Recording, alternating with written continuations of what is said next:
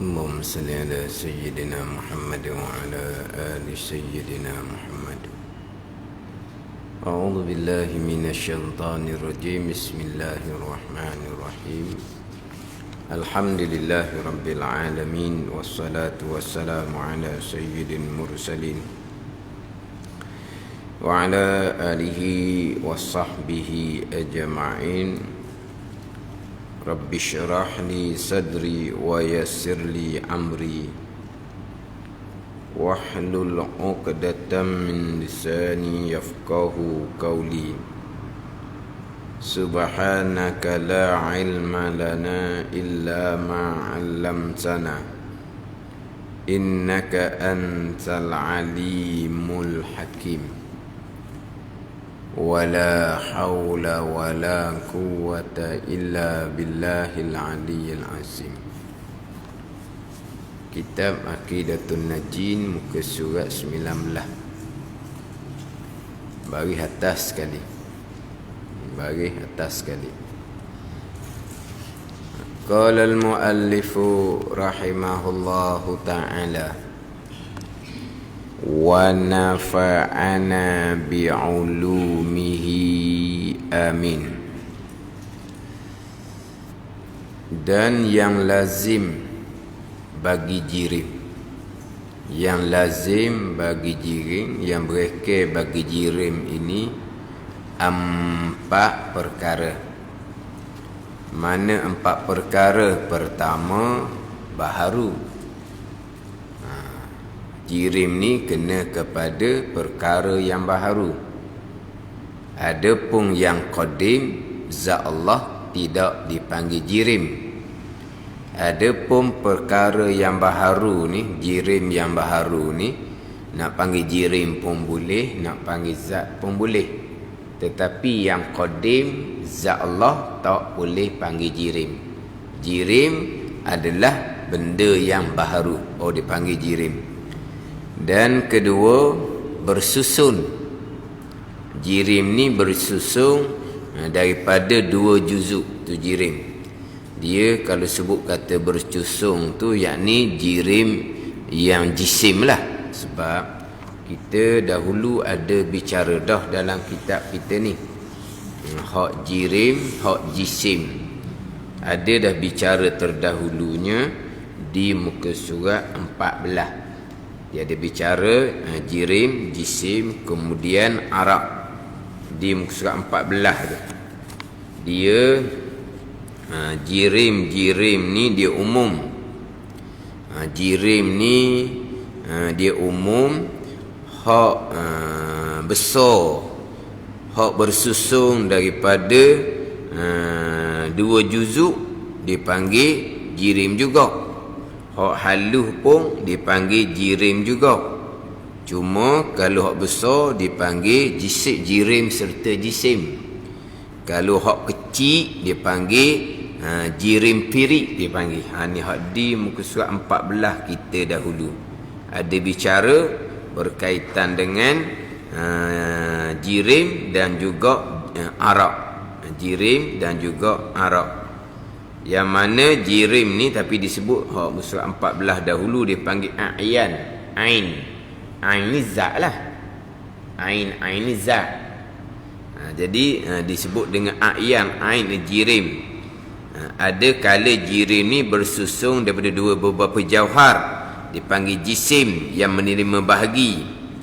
Dan ada yang tiada bersusun, itu dipanggil jauhar pirik ataupun jirim pirik, hak alif. Dia sebut kata jirim ni dia umum. Hak besar, hak boleh dibahagi tu pun, hak terima bahagi, dipanggil jirim serta jisim. Adapun kalau hak halus, hak tidak boleh dibahagi macam atom tu, dipanggil jirim firik ataupun jauhar firik. Jirim jauhar ni samalah, boleh panggil belaka. Tapi kalau jirim jauhar ni, hak besar boleh panggil jirim, hak halus boleh panggil jirim. Tapi di sini bersusun ni kena kepada jirim lagi jisim. Barulah bersusun. Kalau jirim hak halus tu tak bersusun, dia halus macam atom tu lah. Itu dipanggil jirim juga. Tapi dikenali dengan jirim firik, hak alus. Adapun yang bersusung ni kena kepada jisim. Jadi jirim dengan jisim ni umum khusus lah. Tiap-tiap jisim ialah jirim. Bukan semua jirim adalah jisim. Sebab ada jirim yang bukan jisim, iaitu jirim firik, hak alus. Tapi kalau sebut kata jisim, ianya lah jirim. Jadi jirim yang bersusung ni kena kepada jirim lagi jisim. Itu yang kedua. Ya, dan ketiga, mengambil lapang. Jirim ni mengambil lapang. Dia jirim ni benda yang mengambil lapang, benda yang mengambil tempat kosong. Ma tahayyaza binafsih. Itu jirim, jisim. Dia mengambil tempat lapang, tempat kosong. Jirim mana ni? Jirim yang kasif lah. Jirim yang kasif, macam tubuh kita jirim yang kasar. Jirim yang latif, malaikah, tempat yang padat pun malaikah boleh duduk lagi. Itu waktu jirim yang latif, itu macam jirim malaikah. Dan keempat, menerima bagi arak. Jadi di jirim ni ada arak, ada sifat yang baharu. Di jirim tak ada sifat yang qadim. Sebab jirim tu baharu, maka di jirim ada arak lah. Tak ada sifat yang qadim. Sebab jirimnya adalah benda yang baharu, maka di jirim ada arak, sifat yang baharu. Itu hak lazim pada kata jirim. Hak ni semua ni adalah hawadih belaka ni, yang baharu belaka ni. Jadi jirim, jirim, arak, itu semua adalah yang baharu belaka tu. Ternapi dengan mukhalafatuhu ta'ala lil hawadih. Bersalahan dengan makna tidak serupa Allah dengan segala perkara yang baharu ni, ternapilah jirim. Sebab jirim ni adalah benda yang baharu. Ternapi arak, arak ni adalah sifat yang baharu. Ternapi dengan mukhalafatuhu ta'ala lil hawadih. Makna Allah bukan jirim, Allah bukan arak. Dan juga ternapi segala perkara yang melazimi bagi jirim. Tak berlakulah dah jirim mana?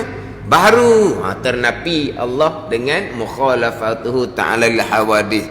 Jirim ni dia bersusung daripada beberapa bahagian. Ternapi juga dengan mukhalafatuhu ta'ala lil hawadih. Itu semua sifat hawadih belaka tu. Mengambil lapang, mengambil tempat kosong, itu pun ni hawadih juga tu, perkara yang baharu. Ternapi dengan mukhalafatuhu ta'ala lil hawadih. Yang mana zat Allah tidak mengambil lapang, tidak mengambil tempat kosong, dan zat Allah tidak bertempat.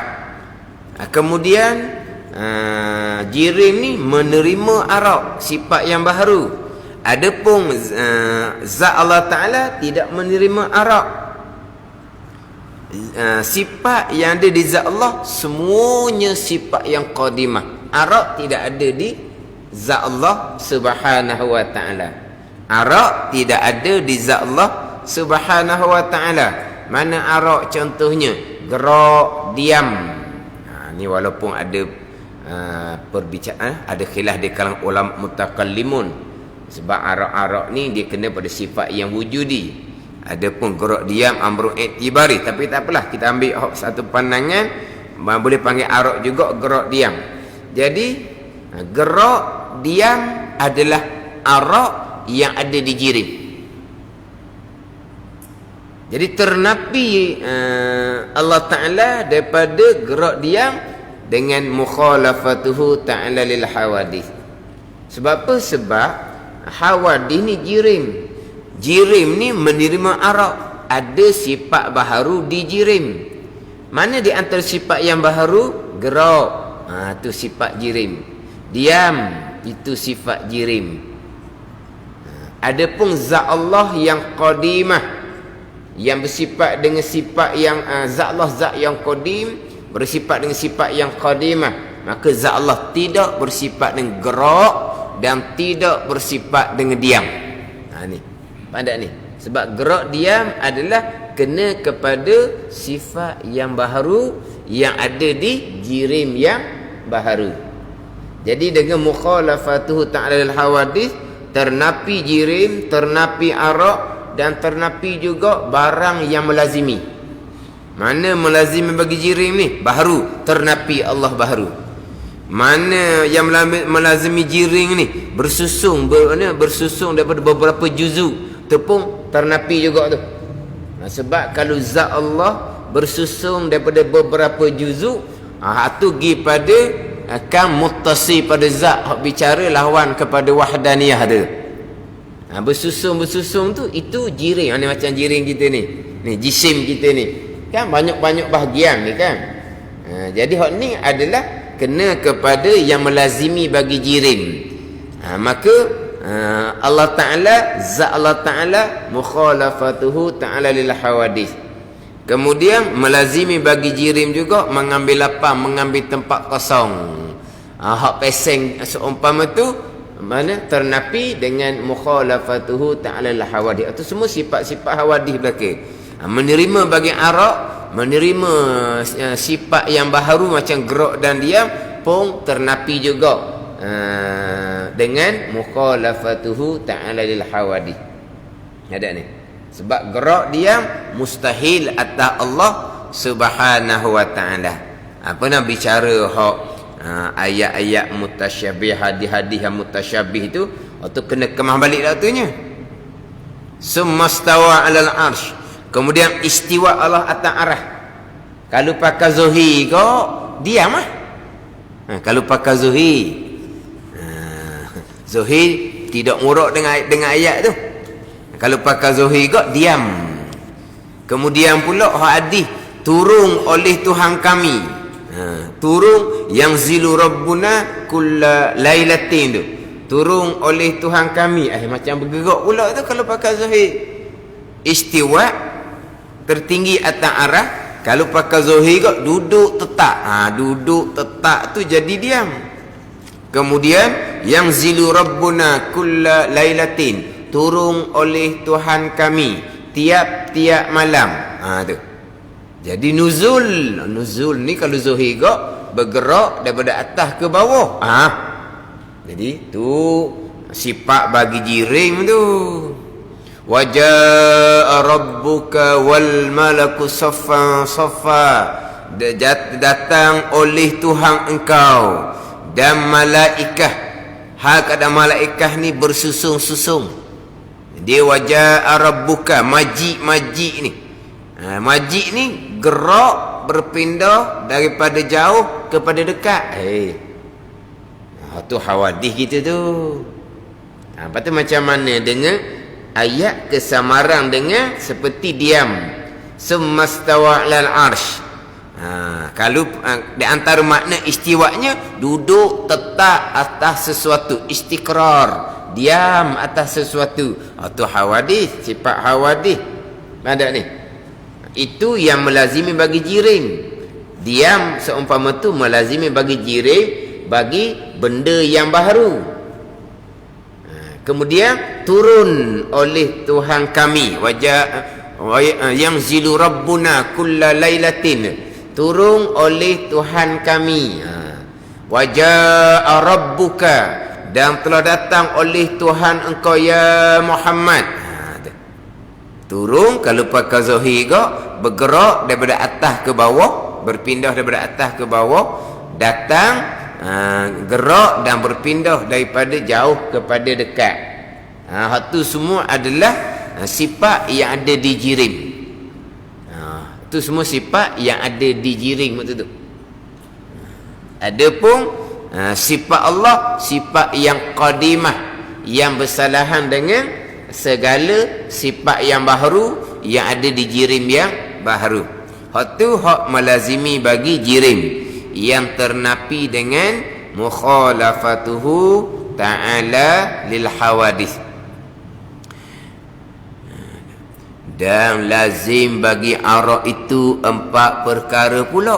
Hak lazim bagi arak itu 4 perkara pula, yakni 4 perkara jugalah sebagaimana melazimi bagi jirim 4 perkara yang terdahulu. Baharu, bersusung, mengambil lapang, menerima bagi arak, yang melazimi bagi jirim 4 perkara. Ini hawadis belaka ni, yang baharu ni. Kemudian yang melazimi bagi arak 4 perkara pula. Yang 4 perkara juga, sama-sama 4. Pula juga ni kan, sebut sok mudah kan. Aidan bahasa Arab. Melayu kita pula juga lain makna. Ada ni. Mari pula. Apa makna mari pula? Mari kali yang kedua. Mari juga. Apa makna mari juga? Orang lain mari, dia mari sama, bukan berulang. Tak ada ni. Kalau kata mari pula, tadi mari dah, berkenang tu. Mari pula. Mana ji? Lewa saja ni. Adalah tu. Hak sakut oh. Kalau kata mari juga haji, mana apa ni? Orang lain mari juga. Bukan berulang, tapi serupa. Jadi sekarang ni bukan berulang ni. 4 perkara seperti 4 perkara yang melazimi bagi jirim. Itu dia panggil jugalah. 4 perkara juga. Pulak dengan mana jugalah. Jadi melazimi bagi jirim 4 perkara. Melazimi bagi arak 4 perkara juga. Sama-sama 4. Hak ternapi dengan mukhalafatuhu ta'ala lil hawadis. Mana 4 perkara tu? Pertama, ketiadaan berdiri dengan sendiri. Ketiadaan berdiri dengan sendiri. Memang dia arak, dia tidak berdiri sendiri. Arak ni menumpang di jirim. Dia arak, dia tidak berdiri sendiri, dia menumpang di jirim.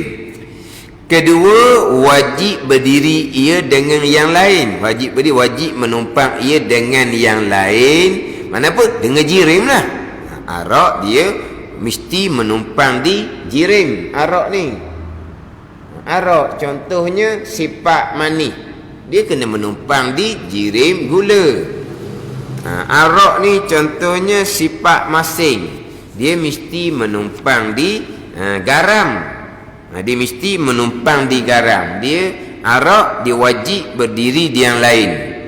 Dan ketiga, baharu. Arak ni sifat yang baharu, yang ada di jirim yang baharu. Dan keempat, tiada kekal pada zaman yang kedua. Ni arak, ni ayat kita ni payah sikit ni. Dia arak ni contoh sifat mani, sifat masing, sifat putih. Tu dipanggil arak lah gitu. Sifat yang baharu yang ada di jirim, benda yang baharu. Jadi sifat-sifat ni tidak kekal pada zaman yang kedua. Mana apa ni? Tuhan jadikan arak tadi ni, lepas tu binasa. Tuhan jadikan pula, lepas tu binasa. Tuhan jadikan pula, lepas tu binasa. Ini pandangan daif lah. Pandangan muktamad, arak yang Tuhan jadikan di jirim itu, sama ada manis ke, masing ke, putih ke, kekal arak tu di jirim selagi tidak dibinasakan oleh Allah Subhanahu wa taala. Satu pandangan ni pandangan daif. Jadi arak ni tidak kekal dua masa. Makna apa kekal dua masa? Tuhan buat, lepas tu habis. Lepas tu Tuhan buat pula, lepas tu habis. Ni memang tak, sekelip mata ni tak perasan lah ni. Mana kalau kata arak putih di kain ke, di baju ke, di jubah ke, maknanya warna putih tu Tuhan buat ke? Tuhan buat arak warna putih, lepas tu habis. Tuhan buat pula habis. Tuhan buat pula habis. Ni wa kullu yaumin huwa fi sya'. Allah Taala semua masa ada pekerjaan. Jadi maknanya arak ni tak lepas daripada Allah. Sebab apa? Sebab Tuhan buat arak habis, Tuhan buat habis, Tuhan buat habis. Maknanya apa? Sentiasa tak lepas daripada Allah. Tapi ini pandangan daif. Pandangan muktamadnya, Tuhan jadikan arak kekal. Lepas daripada Allah Ta'ala dah kekal dah. Tak, kekal tu dikekalkan oleh Allah Subhanahu wa ta'ala. Satu pandangan tak ni? Dia kata arak tidak kekal pada zaman yang kedua. Mana pada masa yang kedua? Tuhan buat putih sekarang, lepas tu habis dah lah. Zaman yang kedua, masa yang kedua tu tak ada dah. Tuhan buat pula. Lepas Tuhan buat, zaman yang kedua tu tak ada dah. Tuhan buat pula. Ni Makna apa? Arak tak kekal pada zaman yang kedua. Hak ni pandangan Taif lah ni. Di antaranya ilahnya adalah kalau kekal jadi lepas daripada Allah. Kalau tak kekal, makna Tuhan buat. Jadi dok ada arak sifat putih di pakaian kita bersama. Tuhan buat tu. Bukan buat sekali lepas tu kekal putih tu tak. Tuhan buat lepas tu binasa. Kan benda ni kan benda yang timah ada, timah tiada kan. Tuhan buat lepas tu tiada lah. Tuhan buat pula lepas tu tiada. Tapi Tuhan buat. Sebab apa? Sebab arak dia tidak kekal pada zaman yang kedua, pada masa yang kedua. Ini pandangan Taif, pandangan Muktamad. Tuhan buat kekal, Tuhan yang kekalkan.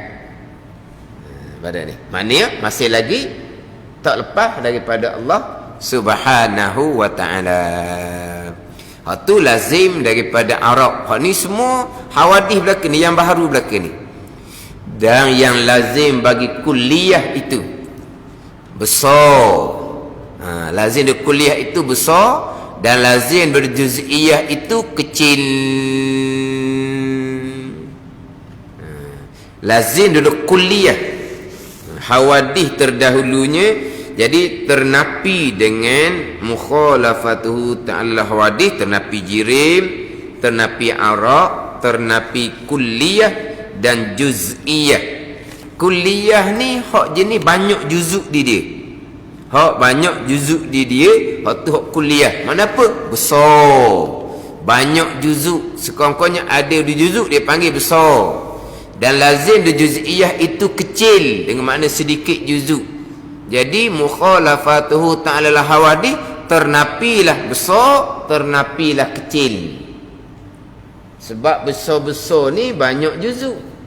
Kecil-kecil ni sedikit juzuk.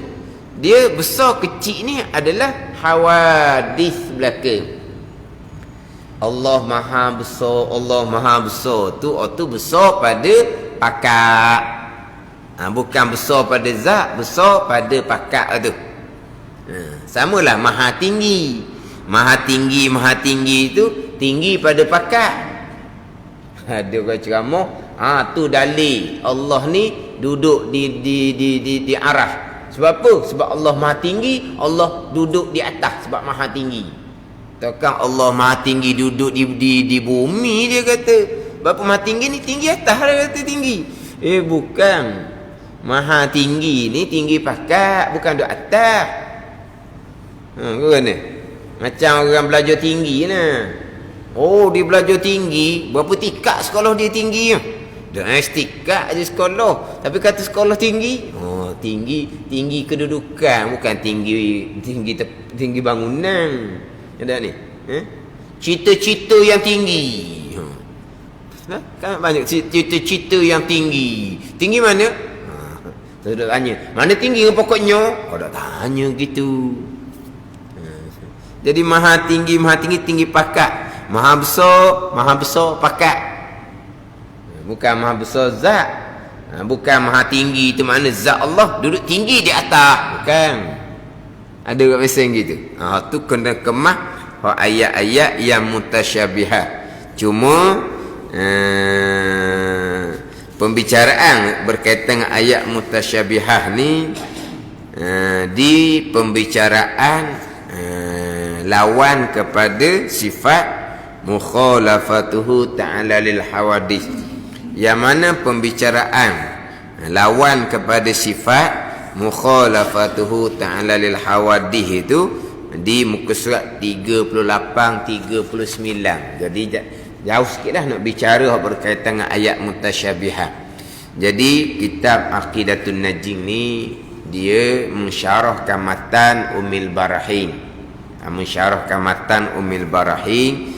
Jadi matan Ummul Barahin ni didatangkan sifat yang wajib sampai ke selesai kaunuhu mutakalliman, baru didatangkan sifat mustahil lawan pada sifat wujud. Sifat mustahil lawan pada sifat kidam, sampailah sifat mustahil lawan kepada sifat kaunuhu mutakalliman. Lepas tu disusuli pula dengan dalil sifat wujud Allah. dalil sifat kidam Allah. Ini hak dalam matan Ummul Barahim. Dia setengah-setengah kitab bicara satu-satu sifat. Contohnya sifat yang pertama, sifat wujud. Pembicaraan sifat wujud ni selesai, dia masuk lalu kepada sifat mustahil lawan pada sifat wujud. Dia datang lalu hak sifat mustahil. Adam, ketiadaan Allah mustahil. Selesai bicara sifat mustahil, didatangkan pula dalil. Dalil lalu dah. Dalil Allah bersifat dengan sifat wujud. Dalil Allah mustahil, Adam mustahil tak ada. Itu didatangkan dengan dalil bagi sifat wujud, sifat yang pertama. Selesai sifat wujud, sifat mustahil lawan kepada wujud, selesai bicara dalil bagi sifat wujud, berpindah kepada sifat kidam. Dia gitu. Kidam selesai, dibicarakan pula sifat mustahil lawan kepada kidam, iaitu hudus baharu. Selesai bicara hudus, sifat mustahil lawan kepada kidam, dalil Allah bersifat dengan sifat kidam, dalil mustahil Allah bersifat dengan sifat baharu. So diceritakan dengan dalil. Itu dalam kitab-kitab yang lain. Matan Ummul Barahimnya tidak. Kita sekarang sifat yang keempat, mukhalafatuhu ta'ala lil hawadith. Sifat wujud, sifat kidam, sifat baqa, sifat mukhalafatuhu ta'ala lil hawadith. Tak bicara lagi hak sifat mustahil. Mustahil lawan pada wujud, tak bicara. Mustahil lawan kidam baqa, tidak bicara lagi. Dalil pun tak lagi. Habis sifat wajib sampai kanuhu mutakalliman selesai 20, barulah ni cerita balik sifat mustahil lawan pada sifat wujud. Dia gitu.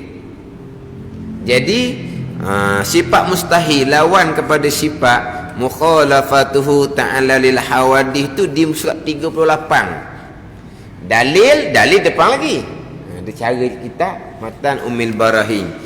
Jadi dibicara sifat mustahil lawan kepada sifat mukhalafatuhu ta'ala lil hawadith ni lah, dibicarakan berkaitan dengan ayat-ayat yang mutasyabihah. Bicara berkaitan dengan ayat-ayat yang mutasyabihah. Mustahil lawan kepada mukhalafatuhu ta'ala lil hawadith. Yang pertama, mustahil Allah atau jirim. Mustahil jirim yang mengambil daripada lapang. Mustahil Allah Ta'ala ni arak, sifat yang baharu. Contoh gerak diam yang ada di jirim yang baharu. Mustahil Allah ni berjihad. Mustahil Allah ni berjihad, atas ke, bawah ke, kanan ke, kiri ke, hadapan ke, belakang ke. Mustahil itu hawadith belaka. Mustahil pula Allah Ta'ala ni bertempat. Mustahil Allah Ta'ala ni bertempat. Dia bicara di situ. Kemudian didatangkan pula ayat-ayat yang mutasyabihah, hadis-hadis yang mutasyabih, yang kesamaran pada zahirnya dengan Allah ni bertempat. Tu kena bicara molek lah tunya. Berapa kita nak kejap pegangan kitanya, walam yakullahu kufuwan ahad. Suratul Ikhlas tu, tidak ada sesiapa pun, sesuatu pun yang setara, yang serupa dengan Allah Subhanahu wa ta'ala. Suratul Ikhlas kita tu. Laisa kamisli syai'un wa huwas sami'ul basir. Tidak ada sesuatu pun yang seumpama dengan Allah Subhanahu wa ta'ala. Sama ada pada zat, sama ada pada sifat, sama ada pada perbuatan. Apa tu? Macam mana dengan ayat-ayat yang kesamaran dengan tempat?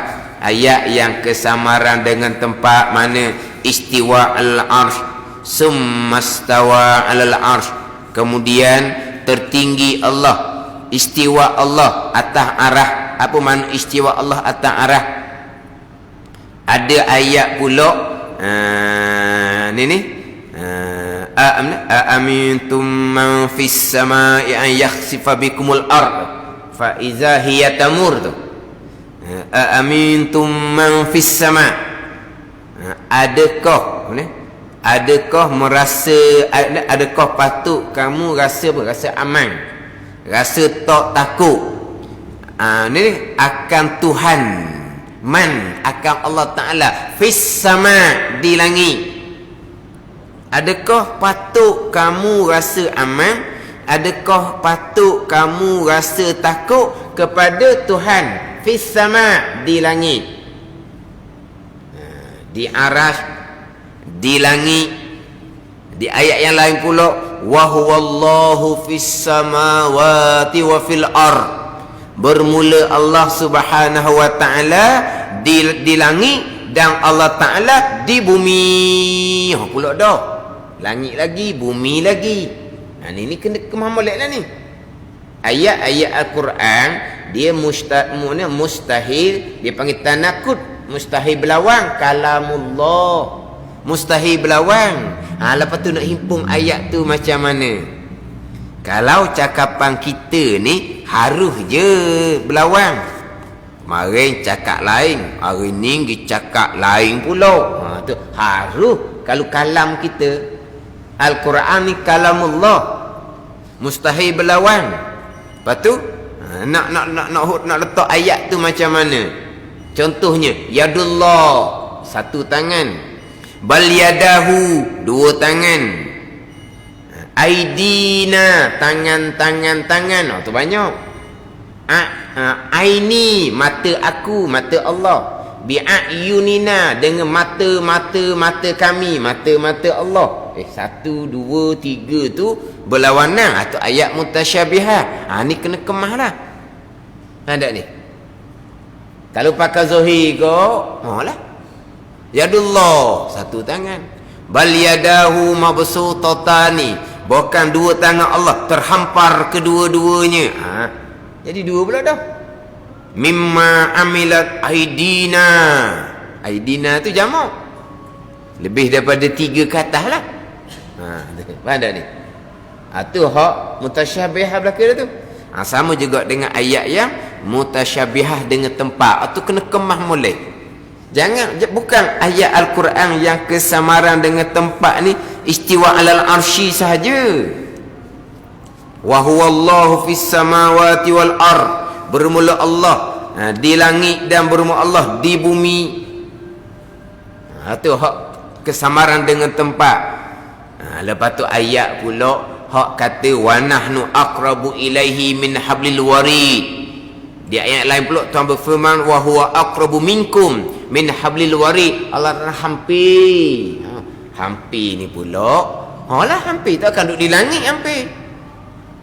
Wa huwa ma'akum ainama kuntum. Allah Ta'ala bersama dengan kamu di mana kamu berada. Nampak kesambaran dengan tempat di bumi pula dah bersama. Hampir pun di bumi. Kemudian bersama pun di bumi. Kalau pakai Zohir gitulah.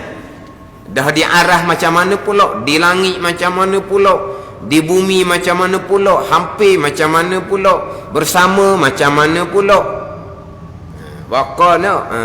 Waqala inni zahibun ila rabbi, kata Nabi Ibrahim, sesungguhnya aku nak pergi pada Tuhan aku selepas daripada selamat daripada dibakar oleh Namrud tu. Jadi Nabi Ibrahim kata inni zahibun ila rabbi, aku nak pergi ke Tuhan aku dah lah. Nabi Ibrahim pergi ke mana? Pergi ke Palestin. Tuhan duduk Palestin ke? Pakai Zohir gitulah. Antahira baitiya lit-taifina wal akifina warruk'is sujud. Antahira, bahawa menyuci oleh Nabi Ismail, oleh Nabi Ibrahim dan Nabi Ismail alaihi wasallam akan rumah aku Baitillah, bagi orang yang tawaf, bagi orang yang iktikaf, bagi orang yang rokok dan sujud.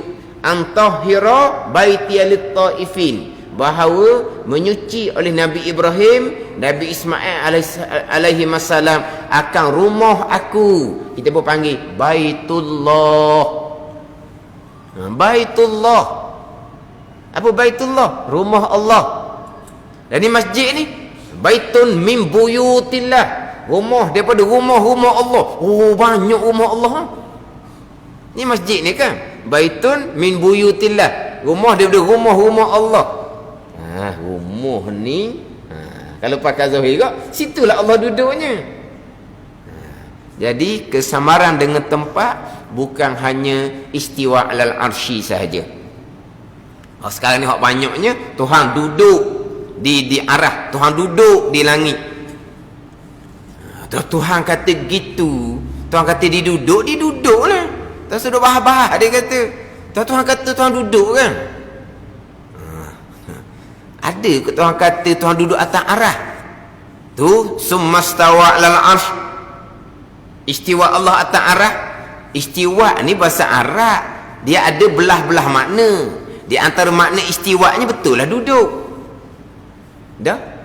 Betul. Yang kamu tahu mana istiwa itu makna julus ataupun istiqrar. Kamu yang kata, bukan Tuhan kata. Kita berpegang sebagai Tuhan kata. Tuhan kata macam mana? Tuhan kata diduduk atas arah kan? Oh, Tuhan kata duduk atas arah. Lah. Oh, jadi Quran ni ada bahasa Malaysia dia, bahasa Melayu.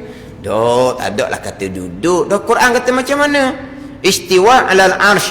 Oh, istiwa alal arsh, tertinggi atas arah. Dia ada belah-belah makna. Ahli sunnah tidak akan terjemah dengan duduk. Kamu yang kata duduk, bukan Allah Ta'ala kata. Dia kata duduk, salah dah. Disandar pada Allah yang kata duduk. Duduk tu bahasa Melayu, tak ada Allah kata duduk. Allah kata istiwa. Istiwa ada belah-belah makna. Memang istiwa ni ada makna duduk. Istawaitu alal kursi, yani aku duduk atas kerusi. Adalah istiwa makna duduk. Dalam ayat fa iza stawaita anta wa man ma'aka 'alal fulki faqulil hamdulillahillazi najjana minal qaumi zalimin tu. Bila duduk engkau ya Nuh dan mereka bersama engkau ya Nuh atas bahtera, tu duduklah. Fa iza stawaita anta wa man ma'aka 'alal fulki tu. Bila duduk engkau ya Nuh, istiwa tu mana duduk? Istiwa Allah Ta'ala bukan mana duduk. Apa maknanya? Tu balik pada huraian Ahlussunnah wal Jamaah. Salah hurah macam mana, khalah hurah macam mana. Hak ni hak fadha'in kita belaka ni kena kemas sini ni. Pada ni. Tambahan pula ni fitnah-fitnah akhir zaman ni. Bagai-bagai fahaman yang terpesong. Lagilah kita kena kemas untuk akidah kita dan akidah anak-anak cucu kita tu. Buka YouTube. Allah Ta'ala duduk atas arah. Quran kata duduk. Tak ada Quran kata duduknya. Tuan kata istiwa. Ulama Ahlussunnah tidak terjemah dengan duduk. Pada ni. Tapi hak kata kesamaran dengan tempat bukan hanya istiwa alal arsh, fis samawati wal ard. Tuhan pula hampir, Tuhan pula bersama, itu semua kesamaran belaka tu. Kalau pakai zahir kau tu hampir duduk dengan kita Tuhan bersama sama dengan kita lah jadinya. Fa aina ma tuwallu fasamma wajhullah. Dan di mana kamu berpaling, di sanalah zat Allah Subhanahu wa taala. Kamu berpaling ke mana, di situlah zat Allah. Kita berpaling bukan ke atas. Ini hak bicara berkaitan dengan kiblat. Nabi sallallahu alaihi wasallam larang kita meludah ke arah kiblat. Sebab apa Nabi kata fa inna rabbahu bainahu wa baina qiblati. Kerana Tuhan bagi seseorang antaranya dan antara kiblat. Dalam semayang jangan ludah ke depan. Kalau kena ludah juga sebab ada sisa-sisa makanan, kita ambil sapu tangan kita ludah ke sebelah kiri. Jangan ludah sebelah hadapan. Sebab apa? Nabi kata fa inna rabbahu bainahu wa baina qiblati. Kerana Tuhan seseorang antara seseorang dengan kiblat.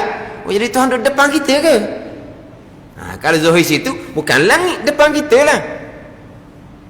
Pada ni. Jadi ayat hadis mutasyabihah kesemuanya tempat ni banyak, bukan hanya istiwa alal arsy sahaja. Ni sedap pula Tuhan kata duduk atas arah. Duduklah. Duduk macam mana? Duduk yang selayaknya lah. Lagi waktu pula. Tapi dia kata duduk. Itu bukan Quran yang kata. Itu dia yang kata. Quran hanya kata istiwa alal arsy. Yang ada ni. Lepas tu dia pula tu berlaku peristiwa Mi'raj tu, naik ke atas kan. Tuhan duduk di atas lah. Dah nak Mi'raj, berjumpa dengan Allah Ta'ala. Macam Nabi Musa AS bercakap dengan Allah. Allah duduk di Tursinak ke? Tu kata ni kena bergaluh molek, kena kemah molek akidah kita orang tua-tua kampung ni tak banyaklah tengok hok dalam YouTube hok macam-macam tu. Anak-anak cucu kita, mereka ni orang yang ada title, orang yang ada penampilan yang mudah menarik minat orang. Ada title satu hal dah. Ada penampilan yang yang mudah menarik minat orang. Penampilan diri, cara penyampaian. Orang kita dia lebih penting pada penampilan. Faham tak ni? Cakap lembut, cakap berhalus, rebah lah. Kalau penceramah tu cakap halus je, hok rebah boleh sekali apa ramai duk teruk. Macam mana dia cerita tu betul ke tak? Banyak karut-marut, banyak pelik-pelik dah. Sedap halus dia cerita halus. Tahu apa? Cara. Kalaulah sebenar sekalipun cakap bekeng je. Ustaz tu kasar jadi gitu. Dia penting pada penampilan. Jadi orang-orang yang terpesong ni terkadang penampilan dia menarik. Ni orang muda-muda dia tengok ni. Jadi anak cucu kita macam mana pegangan? Macam mana pegangan anak cucu kita? Kalau kita sendiri tidak mantapkan akidah mereka, mengenal Allah Subhanahu wa taala yang bersifat dengan mukhalafatuhu ta'ala lil hawadith.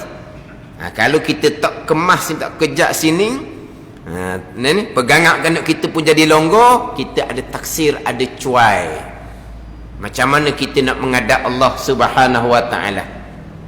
Kita menghadap Allah Taala ni bukan bulan Ramadan. Selama hidup kita, sebelum kita berjumpa dengan Allah Subhanahu wa taala. Bukan bulan Ramadan. Maknanya kita sentiasa memastikan akidah kita akidah yang mantap, akidah keluarga kita pun akidah yang mantap. Bukan semayang puasa, bak akidah tak peduli. Semayang puasa pun semayang puasa je, ilmu semayang puasa tak ajar pun. Jadi semayang ada, puasa ada. Kadang-kadang puasa semayang pun tinggal. Ni sebab apa? Sebab ibu bapa didik puasa. Ni terlantar dah kawan tu. Tunggu sabar, dah lama dah dengan maghrib.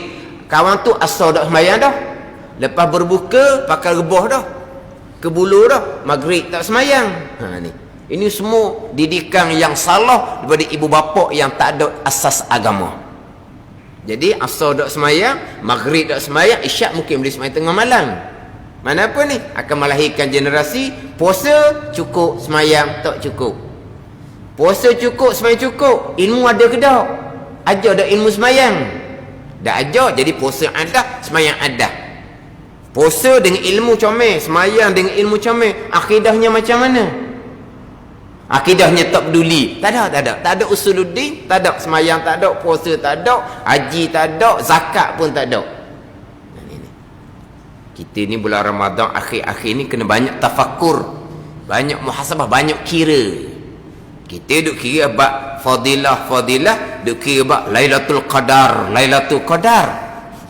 Nak dapat Lailatul Qadar, nak dapat kelebihan di bulan Ramadan ni cukup syarat molek, akidah kena comel, semayang bang dengan ilmu, kemudian hati kita ikhlas kepada dengan Allah Subhanahu wa taala, wa ibadah pun ikhlas kerana Allah. Ni kena tu molek. Nak pastikan kita ni layak menerima kelebihan-kelebihan yang ada dalam bulan Ramadan. Kalau kita tak dapat, tak layak menerima kelebihan bulan Ramadan, tertegah daripada rahmat Allah, itulah Nabi kata orang yang celaka. Fa inna syaqi man harma fihi rahmatullah azza wajal. Celaka bagi siapa yang tertegah rahmat Allah yang ada dalam bulan Ramadan. Sebab apa? Sebab tak cukup syarat. Jadi kita masjid surau bukan Ramadan. Masjid surau kita sepanjang masa, tambahan pula kita nak belajar, isteri kita nak belajar, anak-anak kita nak belajar. Kita nak ajak isteri tak pandai. Kita ayah mak nak ajak anak tak pandai. Mana nak belajar? Mari masjid surau. Itu kewajipan fardu ain kepada kita. Kewajipan fardu ain. Kita mari ke masjid surau ni untuk berjemaah sunat muakkadah, sunat kuat tuntuk. Kita berjemaah tarawih sunat muakkadah, sunat kuat tuntuk. Untuk semayang waktu untuk semayang tarawih di rumah boleh buat. Tapi sunnatul muakkadah, sunat kuat tuntut kita berjemaah di masjid. Sembilan waktu berjemaah di masjid sembahyang tarawih, sunnatul muakkadah, sunat kuat tuntut, bukan wajib. Adapun datang ke masjid untuk belajar ilmu fardhu ain itu wajib ijma' ulama. Jangan kita hak sunat kita ramai-ramai, hak wajib kita hilang. Apa panggil apa ni? Tak tahu hujung pakar hukum hakam agama. Hak wajibnya hak mana, hak sunatnya hak mana, tak tahu hukum dah, tak tahu hujung pakar hukum hakam agama. Hukum syarak, wajib, sunat, harus, haram, makruh. Tak erti ke wajib sunat tu macam mana? Hak wajib kita hampakan, kita tinggalkan. Hak sunat je kita buat rajin. Itu bukan tu.